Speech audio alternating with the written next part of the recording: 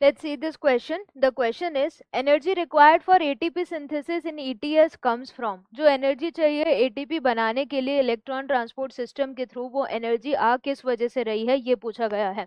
Mainly यहाँ पर जो कॉन्सेप्ट यूज होना है that is chemiosmotic hypothesis. Chemiosmotic hypothesis, जिसमें बात करेंगे किसकी, प्रोटॉन ग्रेडियंट की। Proton gradient. तो मेनली केमी ऑस्मोटिक हाइपोथेसिस में हो क्या रहा है उसको इमेज के थ्रू समझते हैं। तो यहाँ पर ये जो पूरा इमेज नजर आ रहा है, इसमें ये जो पिंक कलर से स्ट्रक्चर है वो क्या है, थाइलेकॉइड मेम्ब्रेन है।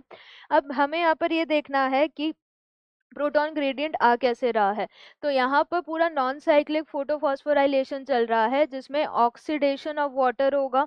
इस ऑक्सीडेशन ऑफ वाटर से इलेक्ट्रॉन्स ps2 को जाएंगे, फिर आगे प्लास्टोक्यूनॉन वो रिड्यूस होगा, then cytochrome b6f, plastocyanin ps1 and NADPH का फॉर्मेशन। तो ये जब प्रोसेस चल रहा है तो जो ये थाइलेकॉइड का ल्यूमेन है, ये अंदर वाला पार्ट पूरा, इसमें प्रोटॉन्स इकट्ठा होते जा रहे हैं। प्रोटॉन्स इकट्ठा होने की वजह से स्ट्रोमा के कंपैरिजन में ल्यूमेन में प्रोटॉन्स ज्यादा हैं, जैसा कि यहाँ पर नजर आ रहा है। तो ये सारे प्रोटॉन्स यहाँ पर अक्यूमुलेट होते जा रहे हैं।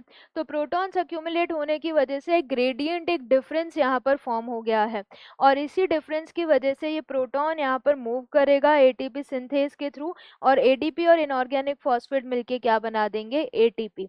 तो मेनली इस पूरे इलेक्ट्रॉन ट्रांसपोर्ट सिस्टम में जो एनर्जी आ रही है एटीपी बनाने के लिए, वो आ रही है किस वजह से, क्योंकि एक प्रोटॉन ग्रेडियंट क्रिएटेड है between stroma and thylakoid lumen. तो वापस से क्वेश्चन की तरफ आते हैं। क्वेश्चन में क्या बोला जा रहा है कि जो एनर्जी चाहिए एटीपी सिंथेसिस के लिए ईटीएस से, वो आ रही है प्रोटॉन ग्रेडियंट की वजह से। ये प्रोटॉन ग्रेडियंट नहीं होगा तो एटीपी सिंथेसाइज नहीं होगा, इलेक्ट्रॉन ग्रेडियंट यहाँ पर फॉर्म नहीं हो रहा है, रिडक्शन ऑफ ग्लूकोज यहाँ पर नहीं हो रहा है, एंड ऑक्सीडेशन ऑफ ग्लूकोज यानी रेस्पिरेशन भी नहीं हो रहा है। तो करेक्ट आंसर यहाँ पर क्या हो जाएगा, ऑप्शन ए।